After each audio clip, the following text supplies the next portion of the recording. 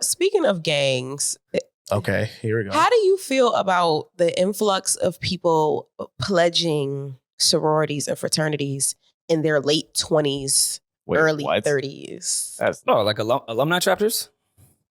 No, they just decided to become like part of a fraternity. A Kappa at 28 years old. Yeah, I mean, that's an alumni chapter. Like, you can go join. There's people that, like, I'm undergrad. Rho Alpha is my chapter, but I'm also Jersey City alumni. There's some people that are just Jersey City alumni. That's it. They pledged after college and just became that. Okay. How do you feel about that? I don't judge it because a lot of people wanted to, like, because that shit is illegal, there's a lot of things that happen. So I know a lot of people that pledged for 6 months and never got their letters because some illegal shit happened or just the college shut it down. So that was something they worked for and wanted to do. So once they graduated, they went and did that. Now I'm talking about people who didn't pledge and didn't even attempt to pledge in college. And they are now 28, 29 with children and they want to become. Are they actually pledging or are they just signing the paperwork and paying the dues? That's a drastic difference. Yeah. For those that don't know about Greek life, it is very much split with people that hazing is illegal and no one pledges. I want to make that clear. But there is this like allure of storytelling that there's the group of people that pledged and that's who we fuck with. And then there's the people that are paper. You have to pledge. That other shit does not count. So either way, which is it? Either way. I think it's fucking nuts for people to be in their big age and go really pledge. And I've seen it. I pledged allegedly with an alumni chapter for a few nights with somebody that was 40 something. I'm like, ew, bro, you got like a 20-year-old yelling at you. No. That's a mental health issue. I'm sorry. I Greek people, please don't kill me. I respect Greek life. I respect all of that. Pledging at 28, 29, 30, 31, 32 years old is fucking insane. And I'm talking from an alleged standpoint because Kappa Alpha Psi Fraternity Incorporated is a non-hazing organization. But thank you.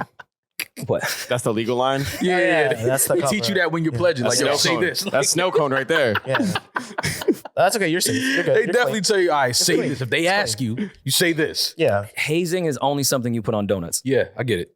I don't know. That's just. I don't know. I didn't come up with that bar. Just want to make that clear. All right, I get it. Did you have a safe word? Snow cone. It's a snow cone. Yeah.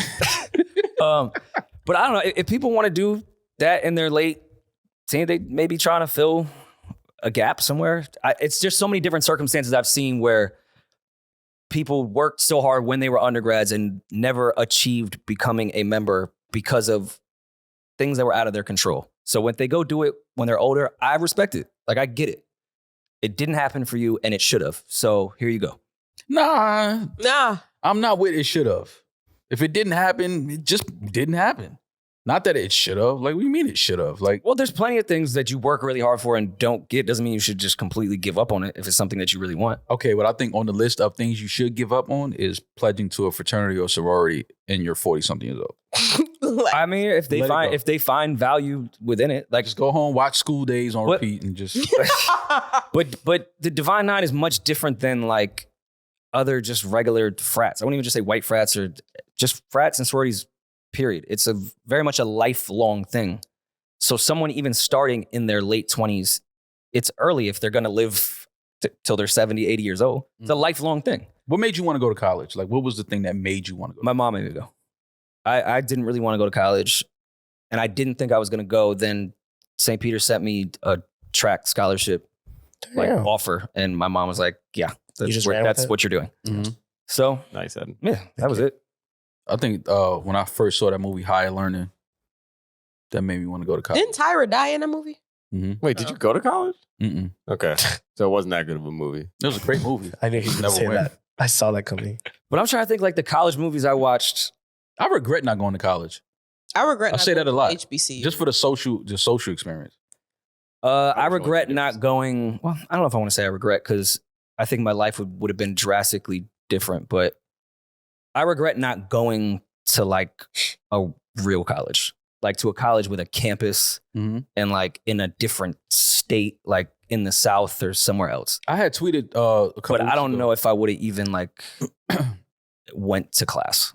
I tweeted that a couple of weeks ago. I was like, yo, what's too late to go to college? Like, how old is too late to go to college? I don't think that exists. Never. You're never too old for education. All right, so let me. But you could be too old for campus. Yeah. Y'all are haters. To be on Two campus, different to be on things. Feel free to be on How your is it knees. two different things? On your That's knees student getting life. I'm whipped. sorry, if you're trying to join a sorority or fraternity at 29, 30, 31 years old, you're paying for free. Yeah, student life and higher education are two. Why do people view fraternities and sororities as paying for friends? I do find that very odd. I don't view it as paying for friends, but I definitely view it as people that probably were not accepted in certain circles, and they feel like this allows them to be accepted into those circles. I think there's absolutely cases where that is a thing, but you would be so surprised how that is so uncommon when it comes to that type of stuff. Yeah. No, I know a lot of people even, that were like. matter of really fact, the popular. coolest shit that I loved once I crossed was I had all my friends kicking it with all the Kappas. We was all like it was cool. Mm-hmm. Like it's just people that are like-minded and have the same goals, interests, want a better network of like-minded people. Yeah, you go do that. Mm-hmm. That doesn't mean you're looking for friends. I feel like- what's funny is I don't hang out. I hang out with my friends more than I hang out with quote unquote Kappas.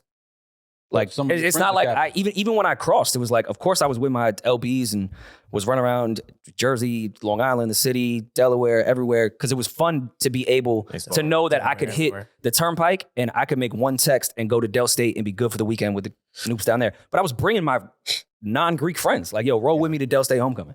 But that It was never like a But y'all was chasing But you were ass. younger. what? We were chasing achievement, Maul. Yeah. achievement. Y'all was And chasing ass. ass. Achievement in every field of human Y'all was endeavor. chasing ass. Cheesy. I know what was going on them campuses. That's why I used to always call my sister when she went to Virginia State. Like, I'm coming down there next week. But if you know you Virginia State, she was lit. Oh my God, I was down there so much. They thought I went to school there. I'm telling you, they really thought I went to class.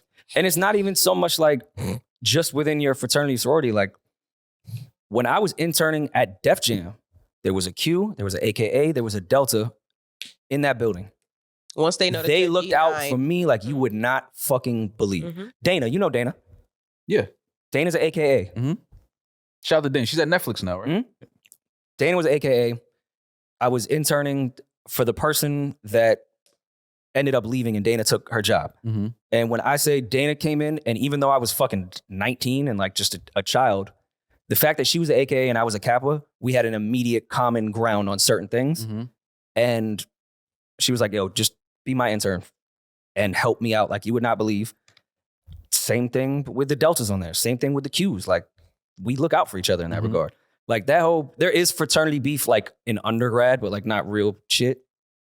When I see anyone in the Divine Nine, down to IOTAs, I will always look out for anybody within that circle. Mhm. And it's not because I want to even be their friend. I may not even want to talk to them, but we have something that's unspoken that I will always look out for you, no matter what. I don't want your friendship. I'm cool. Don't talk to me. It's kind of like the NYPD.